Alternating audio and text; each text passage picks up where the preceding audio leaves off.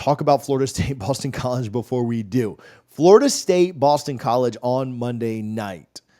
Will the Seminoles rebound? This is a big spot. I was on with Brian from Clemson Football Live earlier this week, and he asked me, what is the mood? What's the mindset going into this game? And what I told him was, man, it needs to be, I don't know what it is, but it needs to be desperation.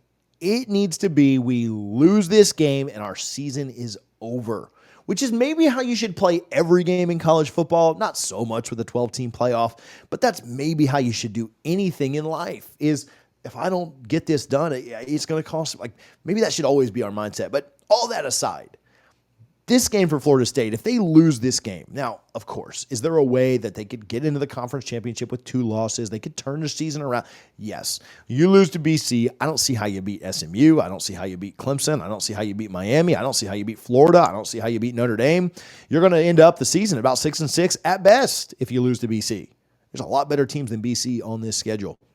And so it's got to be desperation. Florida State cannot afford to lose this game. The season will be over. And I don't think they're anywhere close to benching DJU, but you might as well just put in the young guys and get them ready for next year. And man, that is not going to be a good position for Florida State. They're doing all this to leave the conference and renovate the stadium and increase boosters and support NIL and all this stuff. Florida State's got to win this game. It's got to be desperation. And I'm painting that picture of, oh man, what if they lose? I don't think they necessarily do. I think there's a reason they're a 17-point favorite here. I know that Castellanos is a quarterback that a lot of people are concerned about, are worried about. He had a good game last year. He had 3 touchdowns, 2 in the air, 1 on the ground, had almost 300 all-purpose yards. He was really good. And Florida State's got to contain him. They've got to control him. They've got to spy him, I think. They just, Boston College watched that Georgia Tech game. They saw Haynes King going off around the edge and don't think that they won't use who I think is a better athlete, maybe not a better quarterback, but don't think that they won't use Castellanos as a better athlete to go out and show Florida State what's up. I think that you absolutely should be concerned about Castellanos, but I do think that Florida State's now had 9 days to prep for him, and you played a quarterback that was similar to him in Georgia Tech, so it's not like you're unfamiliar, right? Neither one of these guys are a statue that's just going to sit in the pocket. You somewhat know what's coming. You also played him last year. That helps a ton.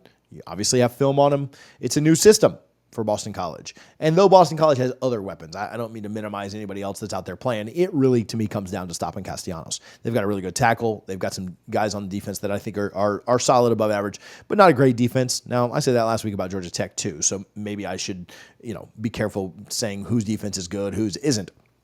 But Florida State was able to move the ball some last week. They scored on 4 of their possessions. They got stopped on the other side of the 50 on a 4th down. So they were moving the ball, right? 5 of their 7 possessions, and a couple ended poorly for sure.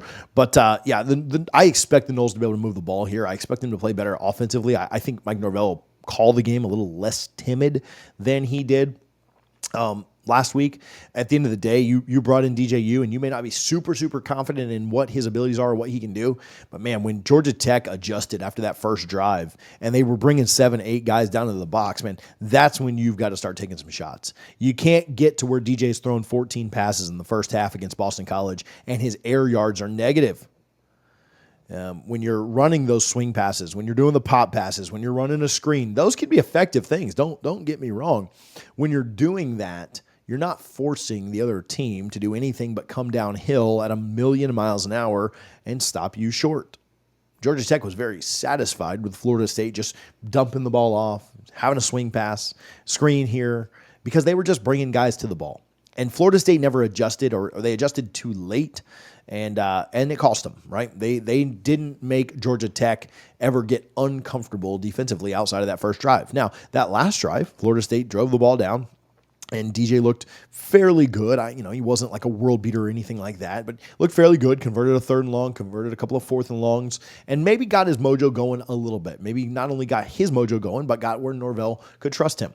They'll also be at home. They'll be in much more familiar territory. They'll have 55 to 60 plus thousand screaming fans supporting them, as opposed to, they had the majority in Dublin, but it was closer to maybe 25-ish, 30-ish. And so I think that'll help. I think that being home, being familiar, having that game already played, already being able to say, here are our warts, here's what we need to fix. But the other side of that is Boston College saw your warts too. So I expect them to try and play as much like Georgia Tech as they can. Now, I don't think they have the athletes to be able to play like Georgia Tech did. I don't think they're as good as Georgia Tech. And that's no slight to Boston College, and I'm not trying to upset any Eagle fans that are watching. There's a path to Boston College winning this, but I think Boston College needs to play Georgia Tech's style of game and play it more effectively, because I don't necessarily know that you're going to attack Florida State's secondary. I think that is the part of the defense that I think is the strongest.